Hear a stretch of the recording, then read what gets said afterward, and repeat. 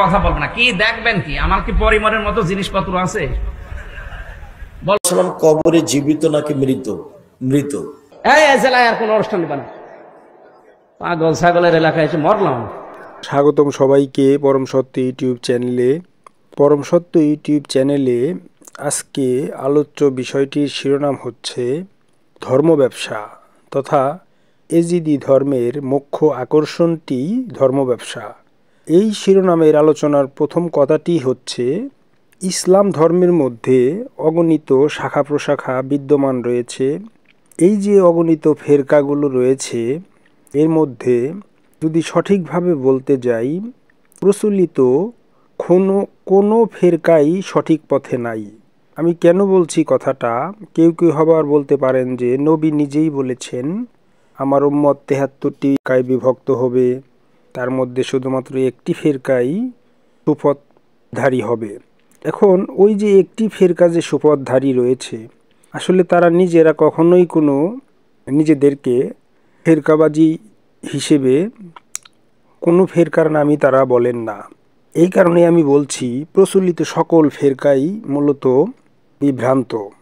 একমাত্র যে সঠিক পথের কথা বলা হয়েছে সেই পথে যারা আসলেই রয়েছেন তারা কখনোই নিজেদেরকে কোনো নির্দিষ্ট নামে পরিচয় দেন না, এই কথা নির্দ্বিধায় বলা যায়। এটা আমি ব্যক্তিগতভাবে বললাম। এবার আসুন মূল আলোচনায় প্রবেশ করি।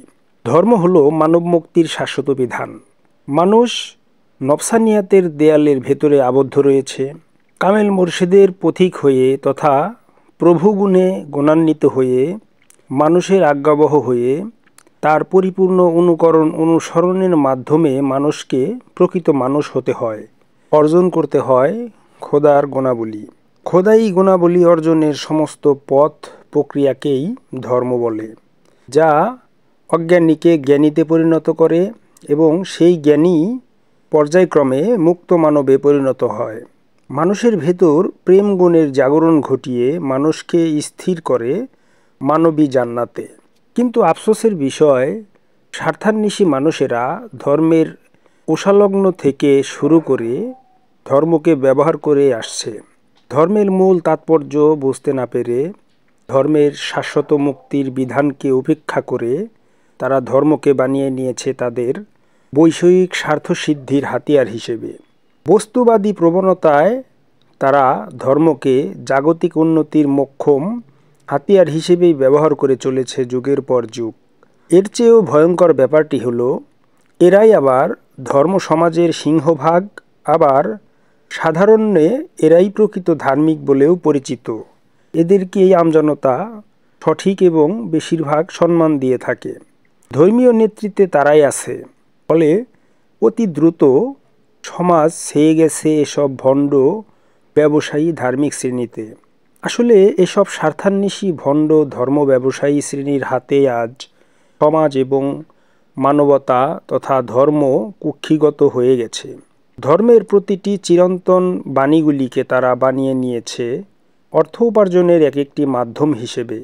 ধর্মীয় অক্ষরবাদ তথা মৌলবাদী সম্প্রদায়, যারা ধর্মের নামে নিজেরা একটি আলাদা শ্রেণী তৈরি করে নিয়েছে বিভিন্ন জাঁকজমকপূর্ণ নাম বা খেতাব ধারণ করে, ধর্মজগতের মধ্যে তৈরি হয়েছে একটা সুবিধাভোগী ধার্মিক শ্রেণী।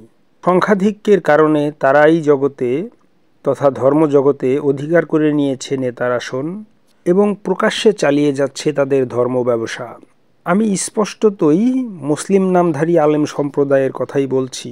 কথিত একটা উদ্ভট মন গড়া তথা তাদের নিজেদের হাতে তৈরি করা অদ্ভুত ধর্মকে উপজীব্য করে তারা সেজে বসেছে সেই ধর্মের সর্বে সর্বা। এখানে একটি বিষয় স্পষ্ট করতে চাই, সেটা হচ্ছে দ্বীনে মোহাম্মদী তথা শান্তি সমর্পণের ধর্ম ইসলাম হলো মানব মুক্তির সনদ তথা মানব মুক্তির ধর্ম। এক কথায় যদি বলি, খোদাই স্বভাব অর্জনের নাম ইসলাম, যেটা অর্জিত হবে একজন পরিপূর্ণ পবিত্র মানুষের সরাসরি অনুসরণের মধ্য দিয়ে, তার চরণাশ্রয়ের মাধ্যমে। এটাই ধর্ম। সকল নবী রাসূল অলি আবদাল পীর মাশায়েখ গাউস কুতুব ফকির কুতুব তথা জগতের সকল মুক্ত পুরুষগণ এই ধর্মটাকেই প্রতিষ্ঠিত করে গেছেন। কিন্তু সমস্যা হয়েছে চিরকালের ধর্মবিরোধী একটা চক্র আছে, যেটা যুগে যুগে সকল ধর্মকে বিরোধিতা করেছে তাদের নিয়ে।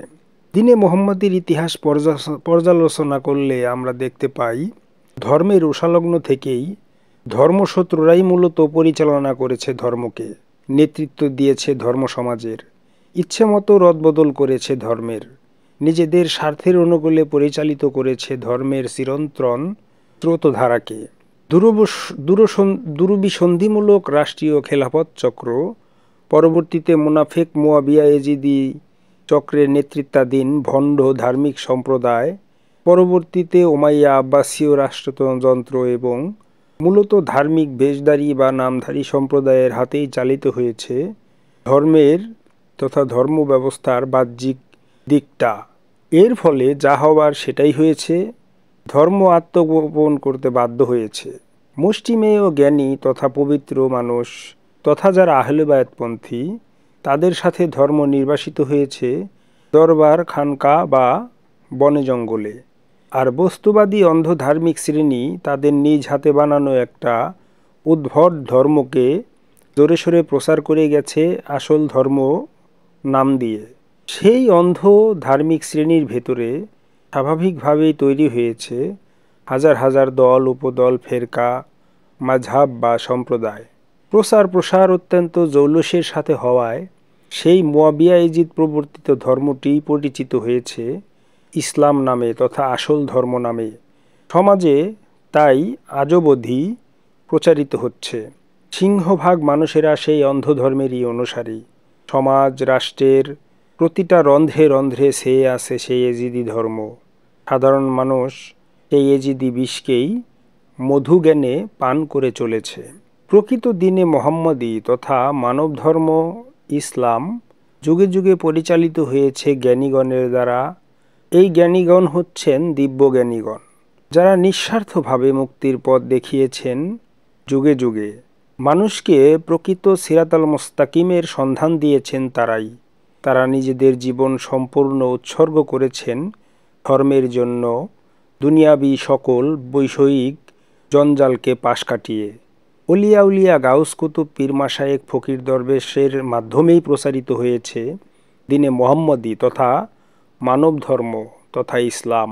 অপরদিকে মুয়াবিয়া এজিদ প্রবর্তিত মেকি ধর্ম তথা রাষ্ট্রধর্ম বা রাষ্ট্রীয় ইসলাম প্রতিষ্ঠিত হয়েছে দেশ থেকে দেশান্তরে। তাদের নীল নকশা অনুযায়ী তাদের অভ্যন্তরেই গড়ে উঠেছে একটা যাজক তথা পুরোহিত ধার্মিক শ্রেণী, যারা পুরোদস্তুর আজগুবি প্রাণী। মাদ্রাসা নামক একটা উদ্ভট শিক্ষা ব্যবস্থা কায়েম করে সেখান থেকে ঝাঁকমারি কিছু খেতাব উপাধি ঘাড়ে বহন করে এরা সমাজে লিপ্ত হয় মানুষকে ইসলামের নামে এজিদি মতবাদ শেখানোর কাজে। এজিদি মতবাদের মূল কথা যেহেতু বস্তুবাদ, তাই তারাও ওহী কালামের পরোয়া না করে তাদের গুরু ঠাকুর, দাদা ঠাকুরদের শেখানো উপায়ে ধর্মের নামে মূলত স্বার্থ উদ্ধার করতেই তারা ব্যস্ত। মুয়াবিয়া এজিদ প্রবর্তিত ধর্ম ব্যবস্থায় এজিদপন্থীদের মূল লক্ষ্যই হচ্ছে ধর্ম ব্যবসা। এত বড় একটি অকর্মা, অক্ষম, বুদ্ধিশূন্য, পেশা স্বভাবের বামুন শ্রেণীকে তথা জড় প্রাণীগুলিকে টিকিয়ে রাখার জন্য ধর্ম ব্যবসার কোনো বিকল্প তাদের হাতে নাই। এটা দারুণ কাজে দিয়েছে। হাজার রকম ব্যবসা আবিষ্কার হয়েছে তাদের মাধ্যমে, তাদেরই তথাকথিত ধর্ম সমাজে। আমরা মূলত বলতে চাচ্ছি যেটা, ধর্ম ব্যবসা যারাই করবে তারাই হচ্ছে মূলত এজিদপন্থী মোনাফেক শ্রেণী। পবিত্র কোরআনে বহুবার স্পষ্টতভাবে ধর্ম ব্যবসা তথা ধর্মের বিনিময় গ্রহণকে নিষেধ করা সত্ত্বেও মুয়াবিয়া এজিদের অনুগামীরা এটিই করে যাচ্ছে। ফলত ক্ষতিগ্রস্ত হচ্ছে সাধারণ মানুষ, যারা এসব ভণ্ডদেরকে চিনতে ব্যর্থ হয়েছে। এক কথায় বলা চলে, ধর্মের কোনোরূপ বিনিময় গ্রহণ নিষেধ। ধর্ম ব্যবসা যে বা যারাই করবে তারাই হচ্ছে ভণ্ড। পবিত্র কোরআন থেকে এই ব্যাপারে কিছু বাণী উল্লেখ করা যাচ্ছে। ১. অনুসরণ করো তাদের যারা কোনো বিনিময় প্রত্যাশা করে না। সূরা ইয়াসিন আয়াত ২১। ২. বলুন, আমি তোমাদের কাছে কোনো পারিশ্রমিক চাই না।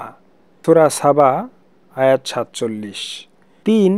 তুচ্ছ মূল্যে যারা আল্লাহর কালাম বিক্রি করে না তাদের জন্য আল্লাহর কাছে পারিশ্রমিক রয়েছে। সূরা আল ইমরান আয়াত 199। 4, আমি তোমাদের কাছে কোনো রকম বিনিময় কামনা করি না, আমার বিনিময় রয়েছে আল্লাহর দায়িত্বে। সূরা ইউনূস আয়াত নং 72। 5, হে আমার জাতি, আমি তোমাদের কাছে কোনো অর্থ চাই না। সূরা হুদ আয়াত 29। 6, আমি তোমাদের কাছে কোনো মজুরি চাই না, আমার মজুরি আমার সৃষ্টিকর্তার কাছে। সূরা হুদ আয়াত 51। 7, আপনি তাদের কাছে কোনো বিনিময় প্রত্যাশা করবেন না, এটা তো উপদেশ ব্যতীত নয়। সূরা ইউসুফ আয়াত 104। 8, তুমি কি তাদের কাছে প্রতিদান চাও? তোমার প্রতিপালকের প্রতিদানই সর্বোত্তম। সূরা মুমিনুন আয়াত 72। 9, আমি তোমাদের কাছে এর জন্য কোনো প্রতিদান চাই না। সূরা শুআরা আয়াত 109। 10, আমি তোমাদের কাছে কোনো বিনিময় চাই না, আমার প্রতিদান তো পালনকর্তা দিবেন। সূরা শুআরা আয়াত 127। 11, আর আমি কোনো প্রতিদান চাই না। সূরা শুআরা আয়াত 145। 12, আমি এজন্য কোনো প্রতিদান চাই না, প্রতিদান তো জগৎসমূহের রবের নিকট। সূরা শুআরা আয়াত 164। 13, আমি তোমাদের কাছে প্রতিদান চাই না, আমার প্রতিদান তো প্রভু দিবেন। সূরা শুআরা আয়াত 180। 14, আমি সঠিক পথের দিকে ডাকার জন্য কোনো প্রতিদান চাই না, আর আমি লৌকিকতাকারীও নই। সূরা শুআরা আয়াত 86। 15, হে নবী বলুন, আমি ধর্মপ্রচারের বিনিময়ে আমার আত্মীয়ের প্রতি পূর্ণ ভালোবাসা ব্যতীত আর কিছুই চাই না। সূরা শুআরা আয়াত নং 23। এই যে কোরআনে অগণিত দলিল থাকা সত্ত্বেও এই কাঠমোল্লা শ্রেণী তথা এজিদি মুয়াবিয়াপন্থী আলেম নামের জালেম সমাজ বিনিময়ের মাধ্যমেই তারা ওয়াজ নসিহত করে, আর এই ওয়াজ নসিহতের নামে তারা মূলত প্রকৃত অর্থে তাদেরই গুরু ঠাকুর, দাদা ঠাকুর এজিদ মুয়াবিয়ারই আদর্শ প্রচার করে, ইসলামের নাম ব্যবহার করে। কিন্তু প্রকৃত অর্থে আসলে তারা কখনোই প্রকৃত দিনে মুহাম্মদীর কোনো দর্শন স্বীকারও করে না, বিশ্বাসও করে না। ওয়াজের ময়দানে দিনে মুহাম্মদীর কোনো সঠিক দর্শন তারা কোনো দিনও প্রচার করবে না, কারণ প্রকৃত দিনে মুহাম্মদীর কোনো দর্শন যদি তারা ইসলামী সমাজে প্রচার করে তবে সবচাইতে বড় ক্ষতিটা হবে মূলত তাদেরই। তাদের ব্যবসা তথা ধর্ম ব্যবসা চিরতরে বন্ধ হয়ে যাবে।